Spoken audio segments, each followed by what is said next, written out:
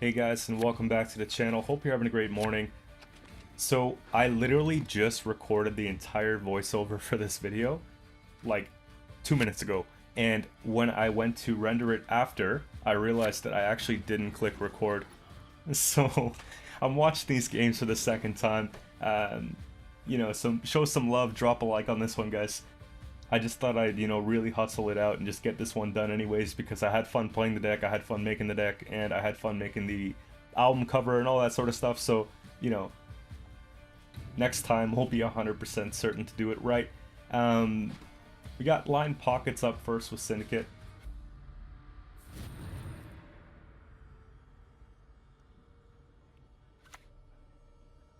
Knees are drowning in shite, but me head's Again, in line the pockets is probably one of our worst enemies here, because you have the Yiggern coming down.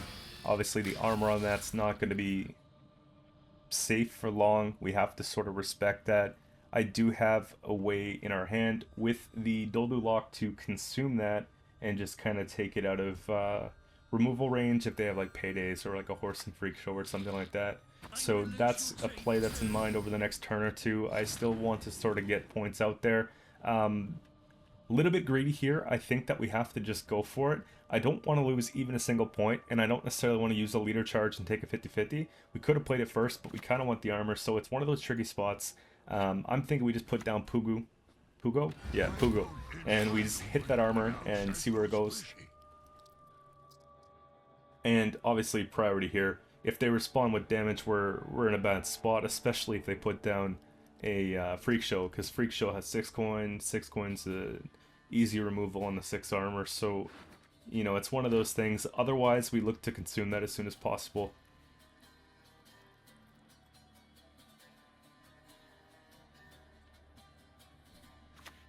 And while I'm recording this, I'm just gonna check. I'm actually just gonna double check real quick. There we go. There we go. Yeah, so we're still good. It's actually working the way it's supposed to. So Horsing comes down. We knew there was a chance for that, but you know what? It's not too bad. We went second here. Red coin abused is kind of the way to play this deck, so I don't feel too bad. They removed that. That's one more spender for removal that we don't have to worry about later, so that's not a big deal at all. I don't know if you guys also realized I started doing the YouTube shorts. Tried to figure that one out yesterday. Posted my first YouTube short. I'm going to be uploading those kind of not as regularly as like our every single day video here for like the deck guides and stuff like that, but I'm gonna do it when I have like that highlight reel material, and those will be more sporadic. Like when it happens, I'll post it, whereas these videos are going to be more scheduled. I'm planning on going every single day at 4 a.m. Eastern Daylight Time. I just figured out that you could set like scheduled uploads, so it makes my life a lot easier. I noticed that a lot of the viewers are, by the looks of it, overseas, so time's a little bit different. That's why it's so early here. Let me know where you guys are from too. I haven't really looked into the analytics too much, but it'd be nice to kind of know what the best time works for some of my viewers too for the uploads.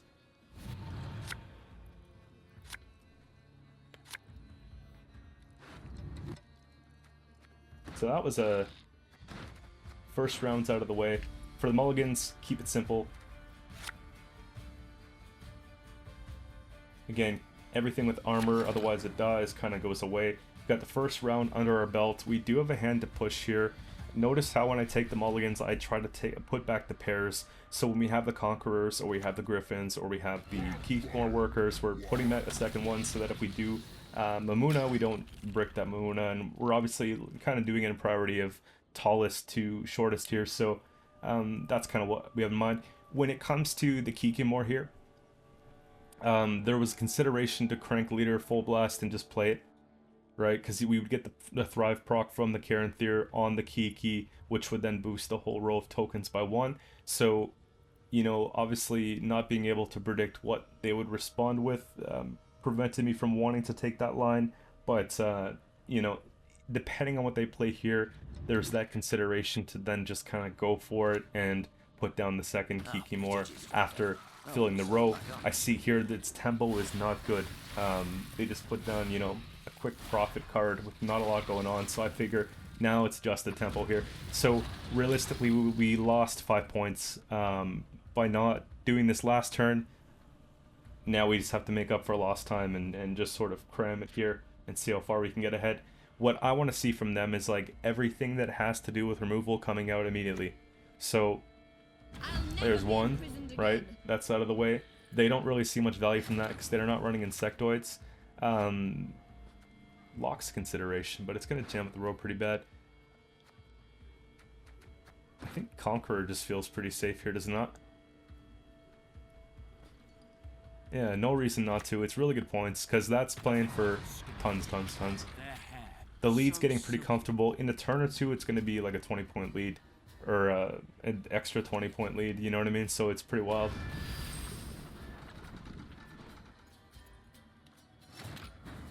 And new drill is not as good, man. Old drill was too bad, or too good. This one's not, I don't want to say it's not good enough. I guess it's pretty balanced. I don't really want to see a return of drill ever, so keep it the way it is. 50 to 16. We could start looking at the pass opportunity here. Depends on what we see.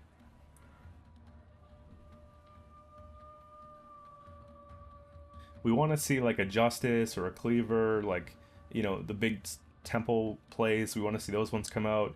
If they're running like a Horsen, we want to see that. We also want to see maybe some of their bounty units if they're doing that sort of thing. I'm not like super happy with what we've seen so far because it feels like at this point we might have spent like a little bit more than they did. Call this one the Tickler.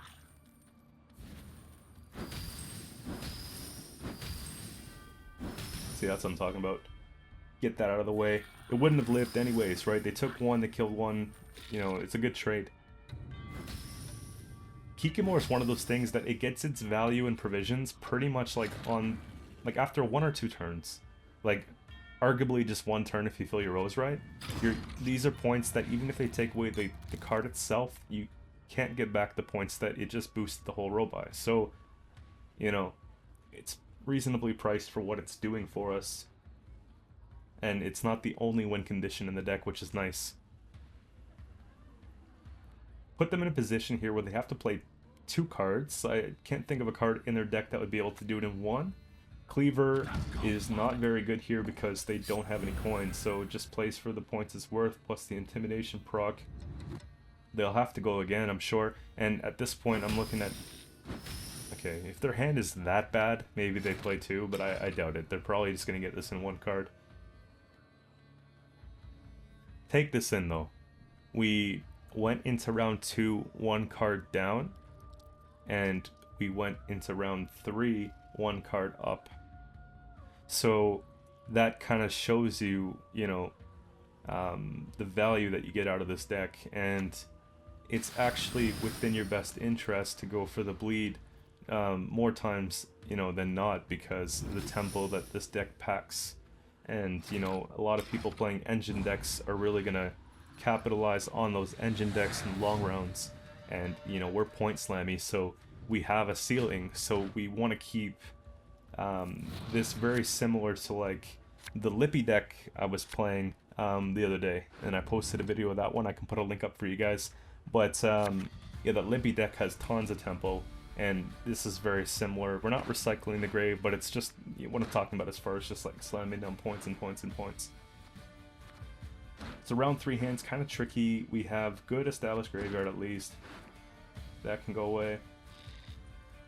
There we go.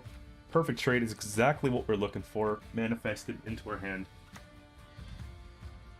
By foul deeds thou shalt burn.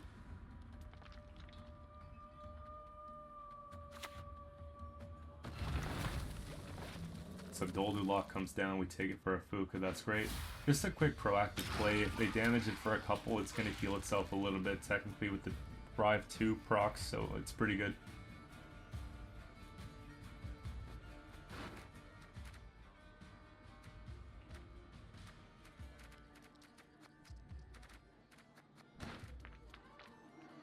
Sort of doing some math here to try to figure out what's left.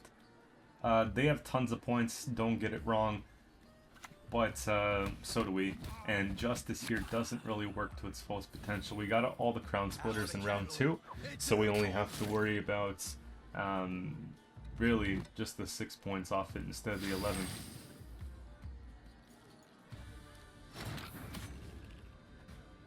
Just a little click here.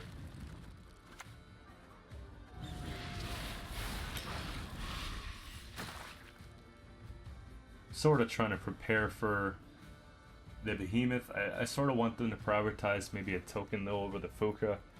You know, if we can keep that alive, it's worth a good amount of points because it'll just keep boosting itself. There's a few ways to proc thrive on it, so.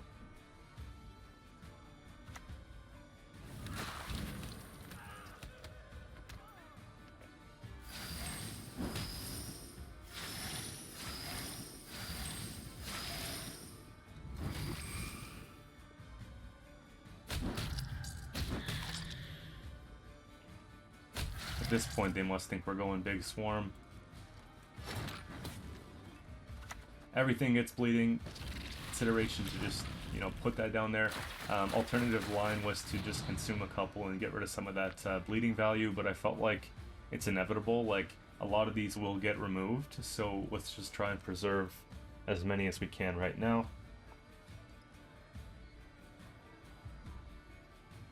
And the row is full. However, I know it's not going to be.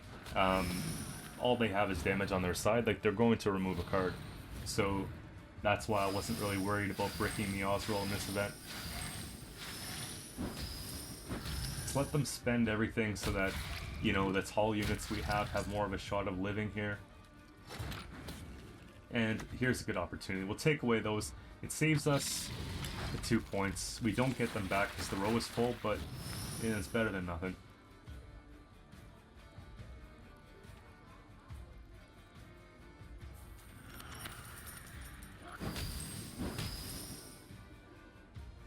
I really like that location for consistency, putting the top power unit on the top of our deck. I just found out recently it actually does that. I didn't read the full card. However, one thing I don't like about it is when you're playing Swarm, it's really bad for row management. Having a location there that just sits there and does nothing is just kind of bad. So that's why I would consider playing it more often than not early on in the game, or not the same round as Kiki, just so that it's not awkward, because here it wasn't too bad, but it did cost us, let's say, 1 point on the consume with the Indriga warrior. And feeling pretty good about this. This wasn't to be on the opponent, guys. It was just to show you what's going on. We won it. It wasn't very close. Moving on to game 2, we got Death Wish.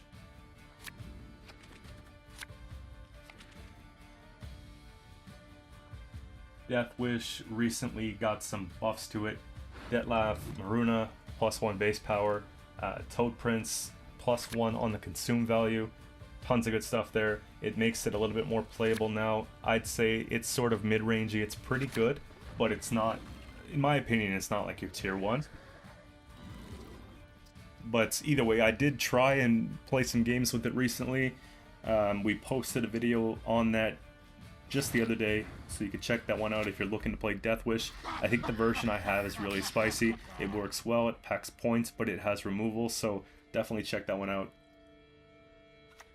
So I don't want to lose dominance. We do have TA, but I figure let's just proactive on the riders. All we're doing is point slamming anyways, so we can just put down the riders first play.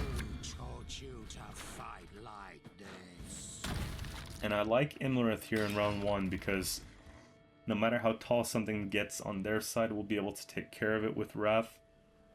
Also gets the deck thinned out a little bit.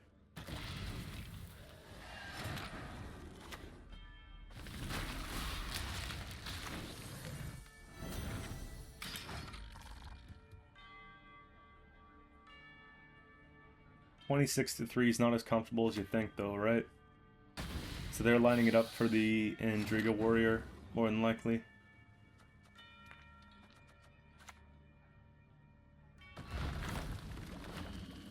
Not a lot that we need. Fuka more often than not is going to be what we take off the location. Chimera is also consideration for like a pseudo purify. Obviously a big boost like we would do in like an Arachas Swarm deck. So these are the reasons for location, that and deck consistency. But just like I said, I was saying last game, round 1's the play, so let's just get it done here in round 1. And I don't think we're gonna get a better removal at this point than that. You know, we could save it, but I think it's probably best that we just spend it here. It gives us more time to get out of the round. And now we can play a little inexpensively because we have space and time. Indriga Warrior's nice because we proc Thrive on that.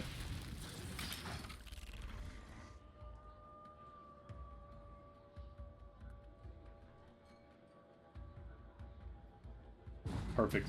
The play we would have went with next would have been the Conqueror, so that's fine. Then we would have been surely able to get out. We're up by pretty much double the points that they have at this point, so...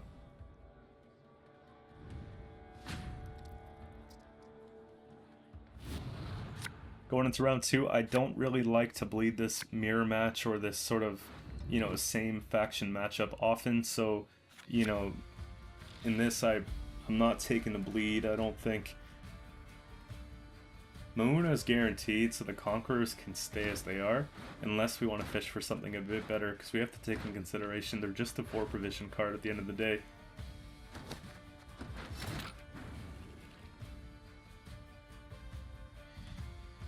The only thing I don't like about the bleed here is that if we put down the Yigern, it gets 6 armor, and it just gives them a quick parasite.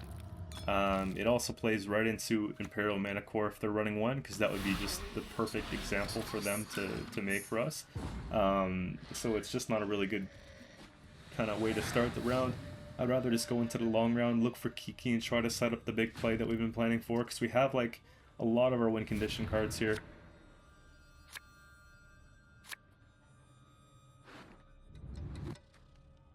And normally you'd be kind of upset about the Yigern and the Ozreal in hand in round 3.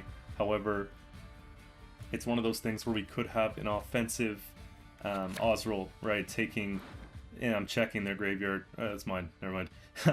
I at some point, I know they did play one, so it's still available.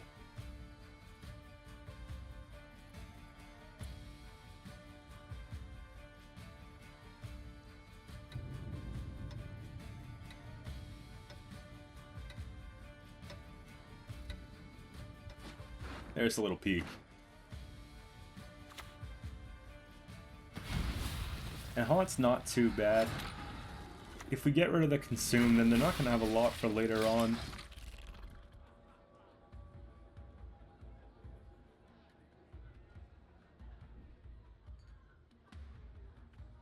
I just felt like this deck's a little greedy as it is the one that we're playing, so considerations for going non-devotion just appear like Heatwave, something like that.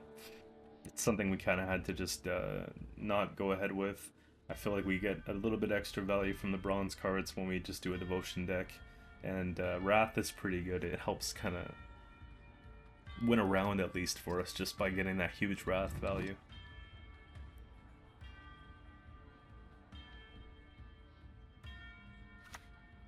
Freedom.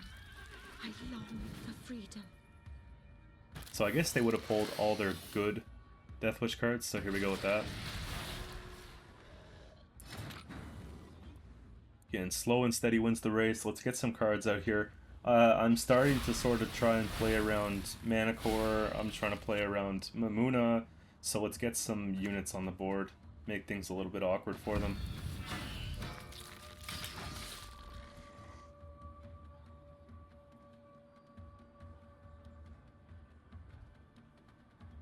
And then, of course, at this point, like, there is consideration to just put down Kikimor first, and then play, like, a defender afterwards, but, like, I'm not super comfortable that, you know, maybe they don't have Surprise Heatwave or something like that, especially, there it is. So we're glad we didn't play Kikimor from hand. It is unfortunate that the Ozreal loses that, and we've already committed to jamming the top row. But we'll just have to run with it here, right?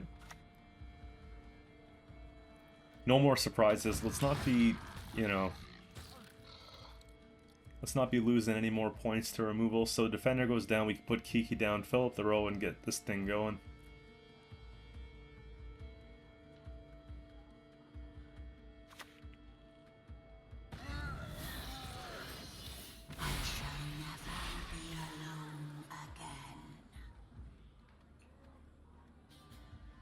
been seeing a lot of Goliath come back recently, and I feel like Goliath's one of those cards that I used to like, and I started to not like because it sometimes ruins the game for you. You know, if you're gonna play Goliath, it's almost better to play it when you're like on a drive pass from your opponent, or you're in round 1 and you just kind of want to use it like a mill, like an offensive tactic, because it pulls out a good card, and every faction has something that's very tall, right? So including us, like if they consume the Goliath, or if we had a way to kill the Goliath, it's bringing out like a boom boom, so it's going to be playing for positive points for us.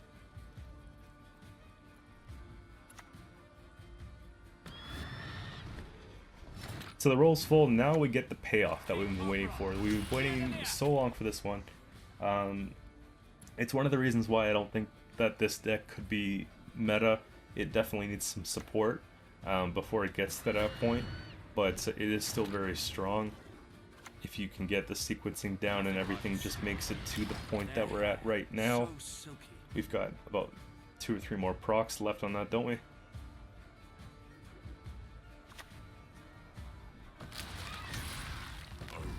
I just don't think that was ever the line that you take in this the match to consume the Goliath. We'll do some math at the end and see if we would have been able to get the game regardless. There we go, just another roll boost.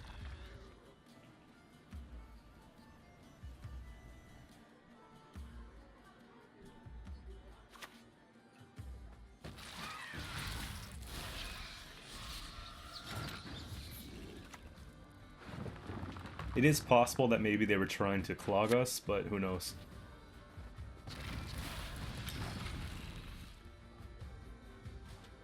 Huge points. Yeah, this, like, we're pretty much ahead. We know it's going to be dead laugh here. 2 consumes off that. They didn't have 1 left for the egg, which is unfortunate. I probably would have dead laughed earlier. Yeah, I would have dead laughed earlier. And then, had the extra Harpy consumed to use productively. If you would have consumed the egg, they would have got the 6 extra points and could have avoided giving us 11. So that one just came down to sequencing and whatnot, but I mean, it happens to everyone. So this one's Frost, and I get flashbacks going back to the Team Legacy tournament that we had. Well, it's still going on, by the way. We're like in round 5 out of the 9. I've got like a pretty even record. I have a chance at this thing, so I'm gonna be playing some more games for that next week. It was my week off of that tournament, but yeah, I played against Average Guy, fellow teammate, and he brought Frost and just destroyed when I was playing Precision Strike, no units. So take that in mind. That's not a very good matchup. But since then, I haven't really enjoyed the Frost as much, just because I'm pretty salty about it. It's unfortunate that we have the brick in hand on round 1, but it is what it is. Just the play must go on here.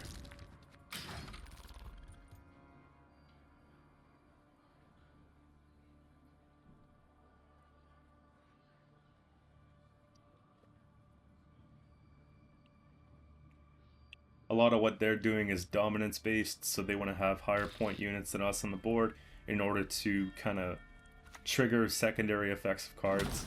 So we came out swinging basically to kind of prevent that and push back that sort of strategy for a couple turns.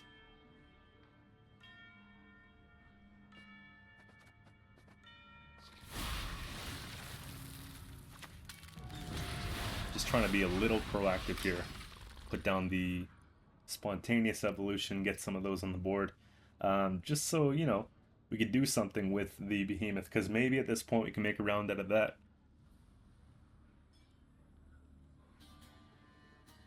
Don't want to crank leader though. We definitely need to save some of those tokens for the Kiki more.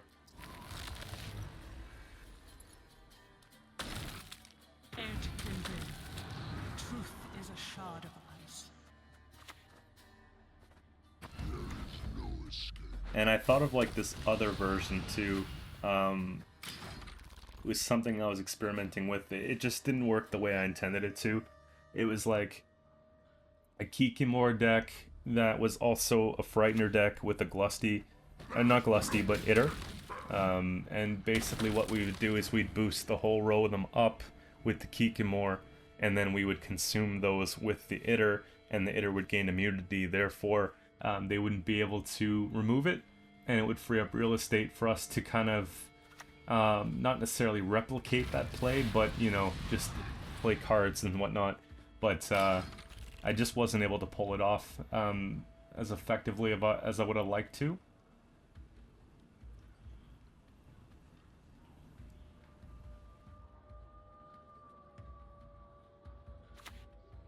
Because the whole Itter and the K-Ran thing would be pretty good. That's a very good Toad Prince for them.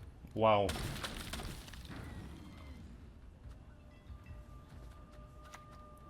And there was no shame in trying with the Kiki there. At least we got that out of the way, because it would have been really bad if we put down the Kiki more in round 2 or 3, whatever. They didn't spend the Toad Prince, and they had that easy access if we missed our defender. So kind of glad to see that commitment made here. And with the 2 passive engines going, and, you know, us taking Frost there, yeah, it's just time to pass. I think we could just try and recomp our hand and just sort of defend the bleed. I don't know if they get a lot of value out of bleeding here. Generally, Frost wants a long round with Frost on the row every single turn, as well as some of their engines, right? Like their Auber and King are sort of dependent on having that extra clause that kicks in round 3, so little to worry about here. We have the strategy of being able to consume that Yigern with the Chimera if the armor gets broken, so we can let it kind of sit for a turn or two and, you know, take a couple pings there to save us a little bit of health, and then we can just eat it after before it dies. Throw down the Riders. You know, they're pretty proactive plays here.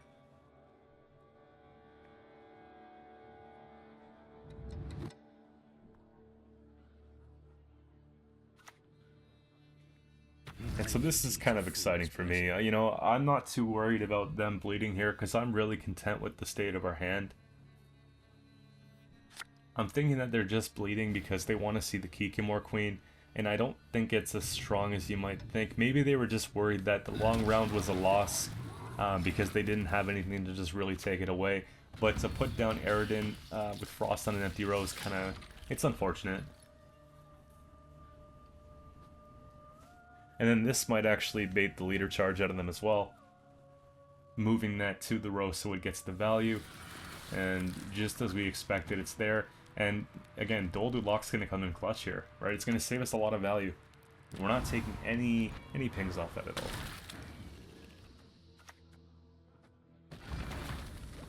Totally just ignore that Frost, man.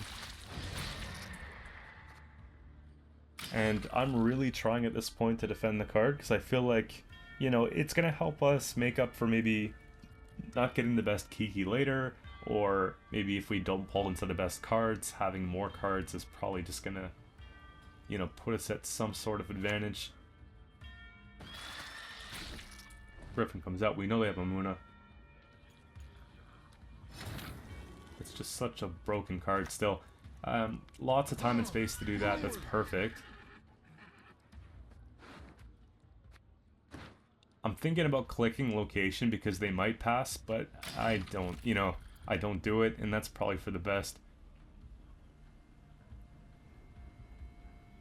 Save it till we need it, I guess.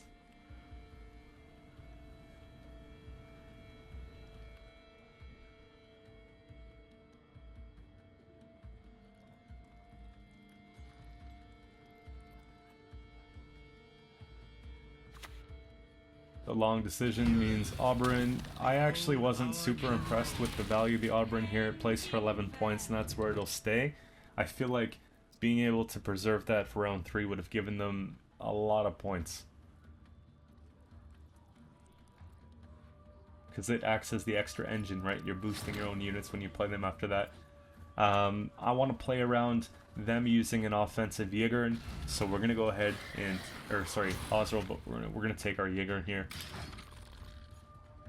It's the only play I really feel comfortable putting down here that keeps us ahead.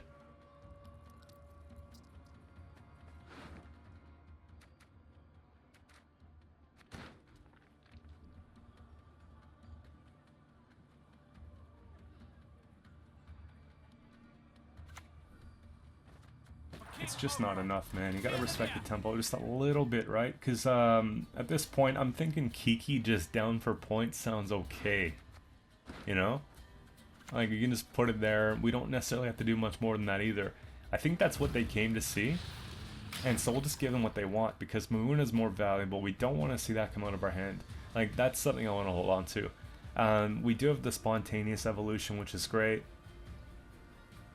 That's going to be able, we can either just start getting a bunch of tokens on the front row, which plays for 7 points, 8 with the leader, or we just play it off the beast in the back for 9 points, because we get the boost by 8 plus the 1.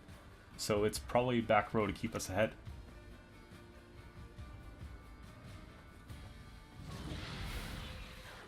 And still don't click, because I don't want to overcrowd here on this row, because we want to kind of play there if we have to, just to avoid frosting of the row. So that's fine.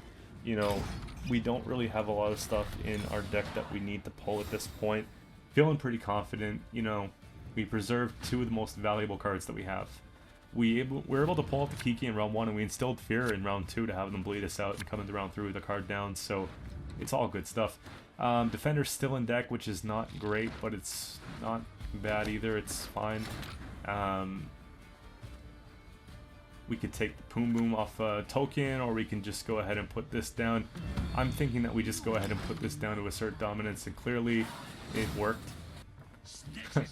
Moving on to the last game of the day. So Jackpot, when I see this, it could be pretty much anything, right? It could be Passiflora, it could be Bounty, it could be... what's another one? Passiflora, Bounty, Poison. It's just, at this point, it's too soon to tell, right? So you have to kind of just take Discipline mulligans and just kind of be prepared for anything. Again, making sure we don't have duplicates of any of the bronzes. Having, you know, the 4-point removal in hand's not bad either, because we know that they might have an engine for 4P, like a Tax Collector, or a Sly Seductress, depending on the matchup, so that's fine. It's alright, we're alone. I'm a little bit worried about the Jaeger in here, because it's a really good target for poison or for bounty. Specifically, bounty would be pretty bad, because even if we consume it after the bounty's been placed, they're still going to get the payout for that. So it's a priority of mine here to consume that as soon as possible. Deals can be filed within 7 years.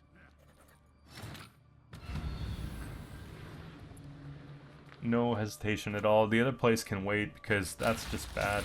Because they can just go down, spend all their coin or something like that, and then just let it happen next turn or whatever. So I just thought we'd get it out of the way, and then we can just worry about our point slams here, like our thinning package and whatnot.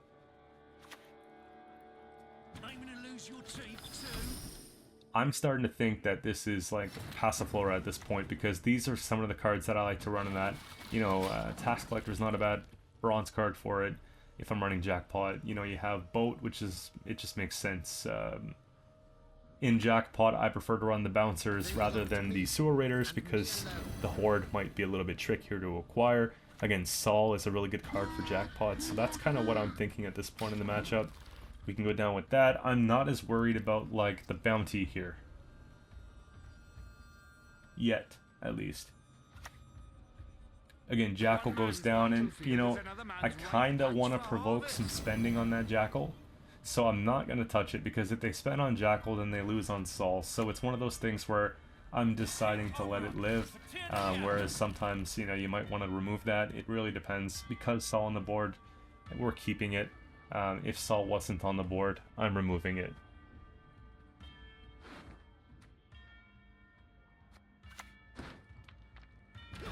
And sure enough, here's the bounty, right? So it makes sense to me to just sort of trade up a defender here. I've seen a couple gold cards from them, and we haven't really spent anything here. I mean, Jaegerin's considered carryover, so that's fine.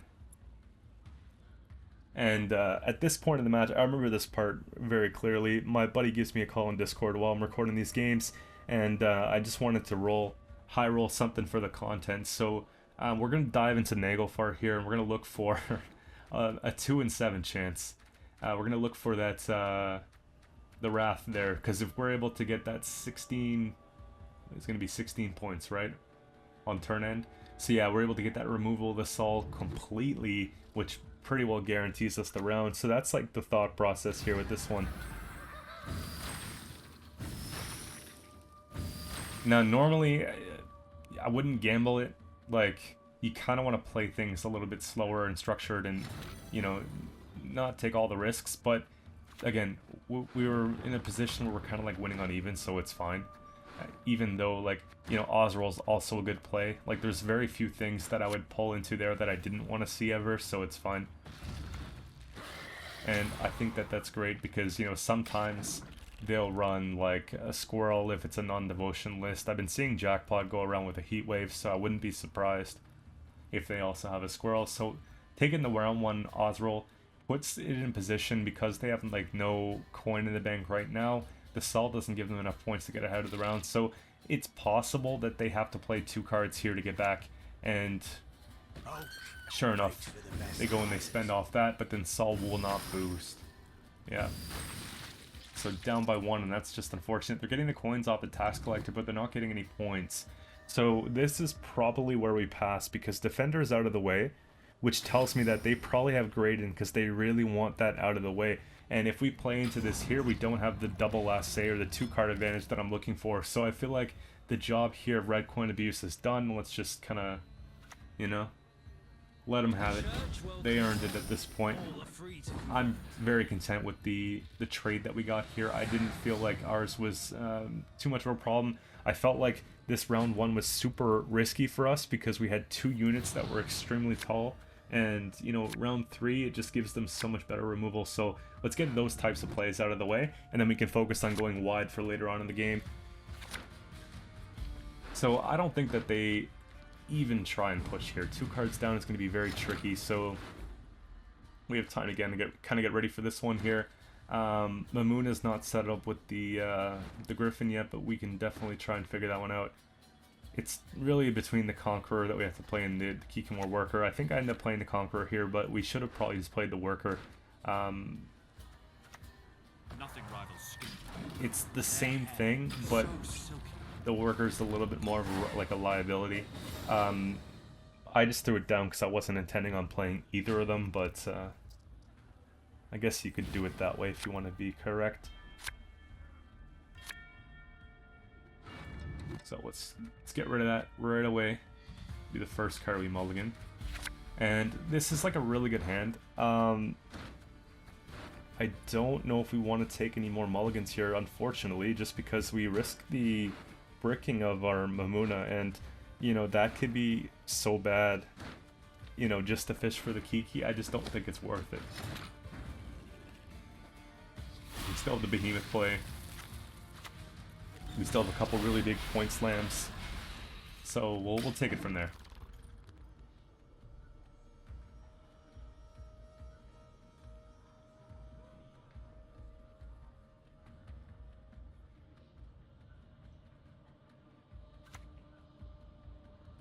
And every Swarm's worst nightmare is just a bunch of bleeding on the board.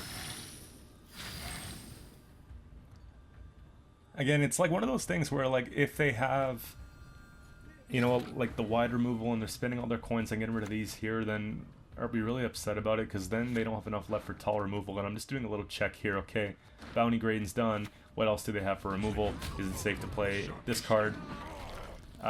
Sure, you know what I mean. We get some extra value off it too because they had a bleeding unit on our side of the board, so we could just take that out of the way right away. Who is it you believe stands before you? I'm a count, damn it. And it's one of those things where we have to Imrith here, but we can't pull into perfect. We can't pull into the other Griffin Witcher, or Griffin, sorry, or else it just doesn't work, right? It bricks the Mamuna. Pulling into Qcento is actually no better because we have nothing to Qcento here at all. Like, you could Qcento the Behemoth and just play it, but, you know, you're getting an extra point. You could just play for 4 points at the end, because if you're going to lose, you're going to lose at that point, right?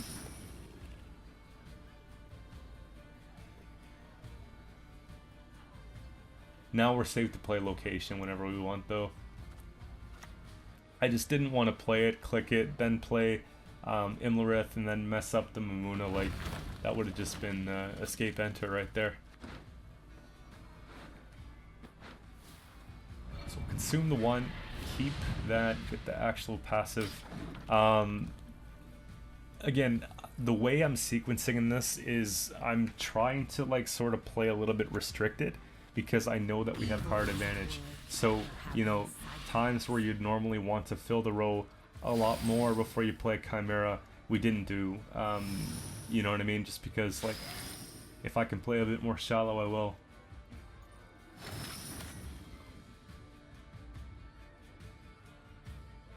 No, a lot of the removal's been gone. Horson out of the way is huge. Horson Jr. out of the way. Or sorry, Horson Freak Show out of the way. It's huge. What else we got out of the way? Graydon's out of the way, right? So at this point I'm feeling pretty comfortable that they don't have, you know, all the resources necessary to take away that and get that huge payout. But they do have tons of points sitting on the board. The 2 coins, the passive engine gaining coins.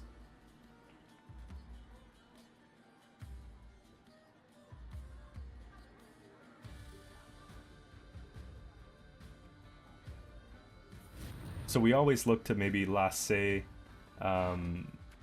Mamuna here. I think that we can probably just go Qcento down here, just drop it for points and see what happens. Just, yeah, it's fine.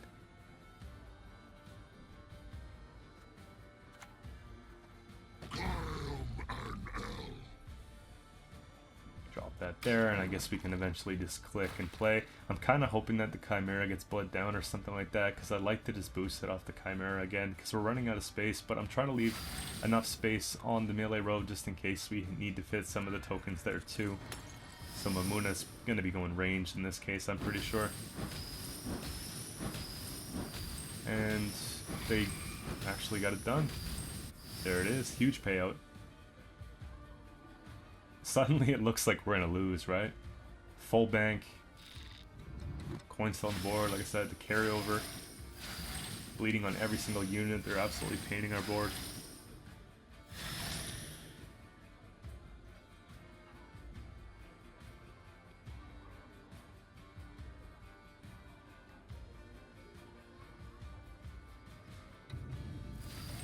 Holy. You missed one. You missed 2. Ah. So, I mean, poisoning the 3 tells me that there's probably no backup poison, right?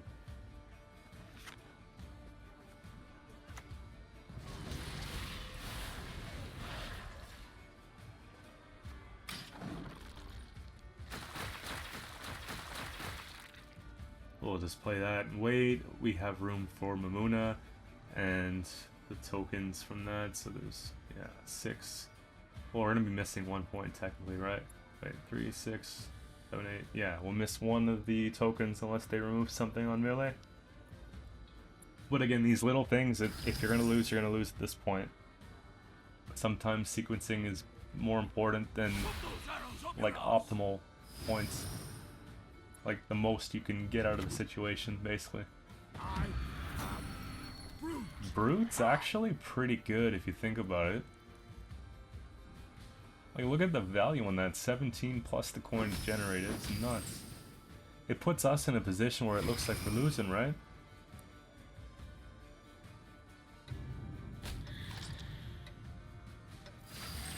And low-key, this helped us a little bit, them killing units on the back row.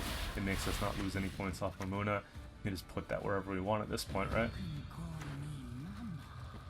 Put that there. We have to use a consume, so we're going to take one of the ones that's bleeding, and it gets us ahead. So, you know, I think that's still fine.